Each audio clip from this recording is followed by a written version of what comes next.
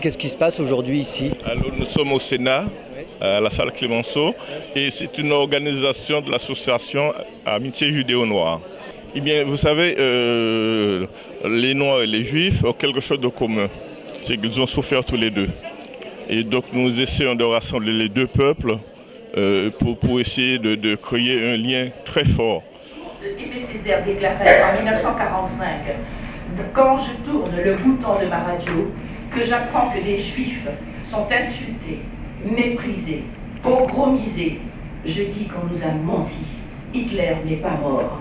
Quand je tourne enfin le bouton de ma radio et que j'apprenne qu'en Afrique, le travail forcé est institué, légalisé, je dis que véritablement, on nous a menti. Parce que le peuple juif a su garder cette mémoire, parce que le peuple juif, il a acquis un certain nombre de manières de faire et de procéder, et il peut venir vers nous et nous aider. Et je crois qu'il n'y a pas de rivalité de mémoire de cette manière-là. Je découvre que les Antillais étaient, pas seulement les Antillais, les Noirs étaient impliqués en déportation. Or, j'étais toute jeune à l'époque, pour moi, je le découvre. Qu'est-ce que ça vous apporte, ce genre de rencontre, ce genre de colloque?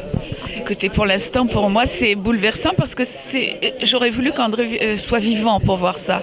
Parce que c'était toute son énergie, tout ce qui était important pour lui, c'était à la fois d'être authentiquement juif. Il n'était pas question, au nom de l'humanisme et de l'ouverture à l'autre, d'oublier son identité. Mais pour lui, chacun devait développer son identité pour pouvoir rencontrer l'autre qui lui-même avait sa propre identité. On ne fait pas de comptabilité, on n'essaye pas de dire j'ai souffert plus ou moins.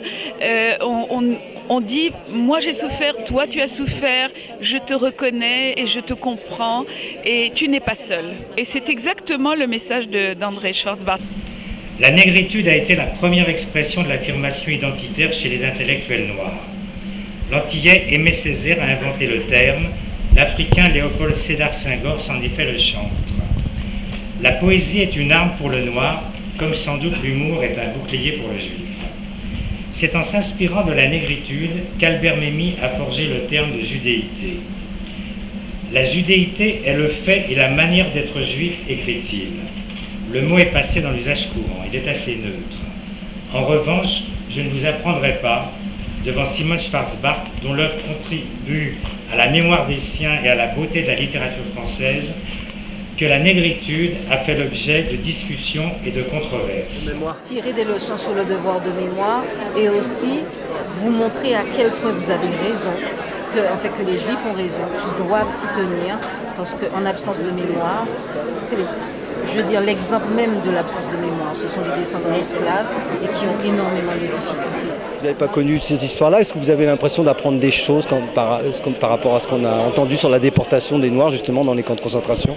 J'en avais entendu parler, c'est vrai qu'on en apprend toujours des choses, mais surtout moi, la question que je me pose, c'est pourquoi forcément trouver un lien, avoir cette amitié entre les Juifs et les Noirs. Enfin, moi, je suis venue avec mon ami qui est juif et je ne l'ai pas choisi parce qu'il est juif au départ, quoi. En voulant rapprocher la souffrance, qu'on va forcément, fatalement vouloir la comparer après plus tard, vouloir compter les morts, vouloir faire des statistiques, etc. Ça me gêne un petit peu, surtout ce qui se passe en ce moment en France. Dès qu'on parle d'un juif, on crie au scandale. Dès qu'on parle d'un noir, on crie au scandale. Donc est-ce que c'est pas donner le bâton pour se faire battre? En voulant donner un petit peu plus de lumière à ces peuples-là, je pense que finalement on contribue à les ghettoiser. Regarde, mon ami, il est là. Oui, il est juif. C'est ça. Moi, je suis pas d'accord avec l'idée de ghettoiser les gens. Mais ça, c'est un peu, je sais que c'est la théorie de Josa, plus ou moins. Mais moi, je suis pas tout à fait d'accord avec ça. Moi, je pense que l'idée de se rencontrer et d'apprendre à se connaître aussi sur notre aspect identitaire, culturel, c'est une idée qui peut faire que nous enrichir les uns les autres.